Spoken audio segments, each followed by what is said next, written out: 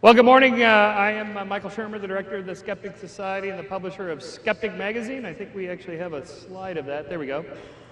We are the quarterly publication of the Skeptic Society, which is a 501c3 nonprofit science education organization devoted to investigating claims of the paranormal, pseudoscience, fringe groups and cults, and claims of all kinds between good science, junk science, bad science, voodoo science, pathological science, non-science, and plain old nonsense. Unless you've been abducted by aliens and been on Mars, you know there's a lot of it out there. Nonsense, that is. Some people call us debunkers, but let's face it, there's a lot of bunk. And somebody's got to debunk it, and that's part of our job. More interesting to me is why people believe bunk. That is, why people believe weird things, which was the title of my first book, and this, my 10th book, The Believing Brain, is interested in why people believe anything at all, not just weird things. So I would invite you all to go to skeptic.com and subscribe to Skeptic Magazine, join the society. We believe in not just a free, but also a rational society, a society based on science. We live in the age of science, and that's our best tool for understanding how the world works, which is where I'm going with this short talk, and then we'll open it up for Q&A after a little while when I tell you about the book. I should note that on Monday I did the Colbert Report. So I thought I'd just tell you a little moment about that, because people are constantly asking me what was it like to do the show. Is he always in character? Yes, he's always in character. Even the obligatory author, guest host shot there, he's still in character.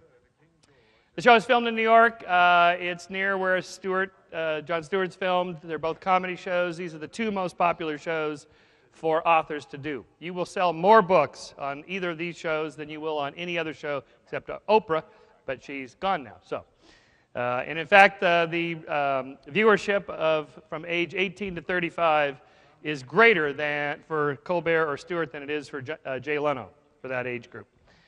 In fact, there is something called the Colbert Bump, that they call the Colbert Bump for your book sales, and it's hard to track immediately with actual cash register ka-chings in bookstores, but on Amazon.com my book went from number 578 to number 19 in a matter of a couple hours after doing the show. So it actually works. These are comedy shows, and so first and foremost they tell the guest in the pre-interview, don't try to be funny. Leave that to the professionals. And I think that's actually good advice, because these guys really are funny. They're very fast. They're very facile and quick. And they have a team of 15 full-time comedy writers that sit there all day, every day, writing bits and lines that you would be foolish to try to compete with. And so, it's just try to get your message across and get the point across. So that's what I did. So basically, The Believing Brain starts off with a thought experiment. So imagine you're a hominid on the plains of Africa 3.5 million years ago, and your name is Lucy, the little Lucy. Thank you for that. Not everybody always gets that little joke. It doesn't play well in the Midwest. 3.5 million years ago, the earth was created 6,000 years ago. Right after the Babylonians invented beer. Yeah, that's about right. Anyway, so you're a hominid on the plains. Actually, that reminds me of that Gary Larson cartoon with the little Australopithecines in the cave party, and the guy's looking at the girl and going, "You're not the Lucy." It's kind of a funny bit. So you're a hominid on the plains of Africa 3.5 million years ago, and you hear a rustle in the grass. Is it a dangerous predator, or is it just the wind? Well, if you assume that it's a dangerous predator, and it turns out it's just the wind, you've made a type 1 error in cognition, a false positive. You connected A to B, but A is not really connected to B. It's just an accidental correlation there. There's no causal connection. But that's not a particularly high-cost error to make. Lots of animals make them. You just become more skittish and cautious, and you move around the noise. And you've all seen how animals are like that in these fur, fin, and feather shows on the Science Channel, Nature Channel, History Channel, Learning Channel, and so on, where they're super skittish, particularly preyed upon animals. On the other hand, and the reason for that is because, on the other hand, if you assume the rustle in the grass is just the wind, and it turns out it's a dangerous predator, your lunch. Congratulations, you've just been given a Darwin Award for taking yourself out of the gene pool early without contributing to the next generation. So I'm arguing that there was a natural selection for, an evolution of the propensity to make more type 1 errors than type 2 errors, more false positives than false negatives. That is, just assume that all rustles in the grass are dangerous predators just in case, because one is a much more costly error than the other. Now, why can't we just collect more data and get the decision right? Why can't we tell the difference between rustles in the grass and dangerous predators? Why not just sit there in the grass and collect more data? Let's see how it goes. Because that itself will turn you into lunch for a predator. Sitting there and stalling and waiting around is also a dangerous strategy to take. So our brains have evolved the propensity to make snap decisions, rash judgments, intuitive, instinctive choices, not based on evidence, not based on collecting lots of data, based on a very rapid cognition.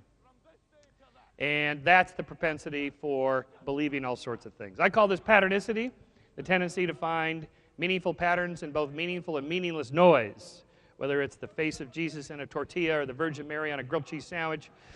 We have this tendency to see things, particularly faces, for example, everywhere we look. However, that's not such a bad thing because, in fact, we have to find all sorts of new patterns. That's called learning. Connecting A to B when A really is connected to B, that's called association learning, whether it's ringing the bell and giving the dog some food and he salivates, you ring the bell and give him some food, he salivates, you ring the bell, he salivates. That's association learning, classical conditioning. You've connected A to B, and it's a real connection for him, and the animal learns it.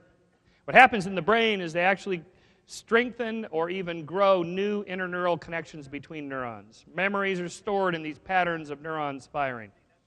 So the more you repeat something, the neural pattern gets reinforced over and over and over, and it strengthens. The synaptic connections are stronger. For example, they have more dopamine in them. There's a whole bunch of these neurochemical transmitter substances. Dopamine appears to be one of the ones that is deeply connected with learning and reinforcement. A reinforcement in learning theory is anything that causes the organism to repeat what it just did. So if you're a pigeon in a box, one of these Skinner boxes, and you give him little things of food whenever you want, he pecks keys or whatever it is you're trying to get him to do. If you just randomly assign him reinforcements, whatever the animal was doing just before he got the reinforcement, he'll repeat that. That's the very definition of a reinforcement.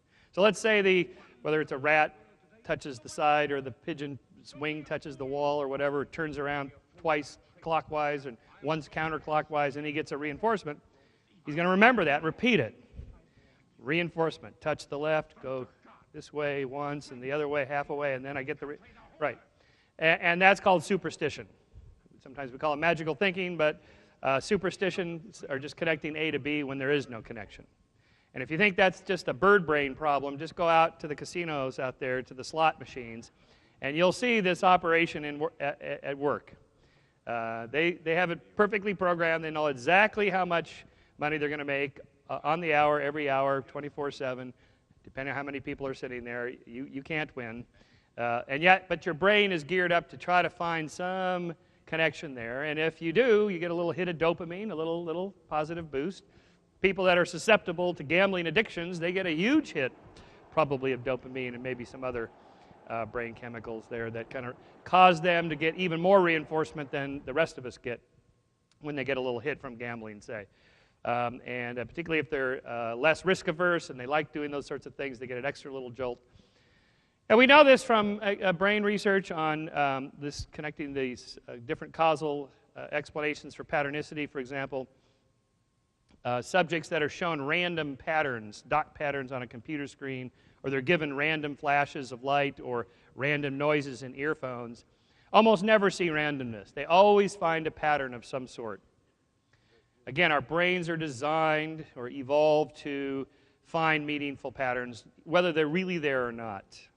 And it turns out that if you give subjects L-DOPA is given normally for Parkinson's patients to quell the tremors a little bit. It increases the amount of dopamine in the brain. They're more likely to see random patterns, meaningful patterns in random noise, than even the rest of us are without the little extra hit of dopamine. So dopamine appears to be one of these chemicals that's highly related to behavioral addictive addictions, plus just basic learning and this sort of process of patternicity. We know from split brain patient research that patternicity tends to occur more on the right hemisphere than the left hemisphere. showing patterns and tracking where it's recorded.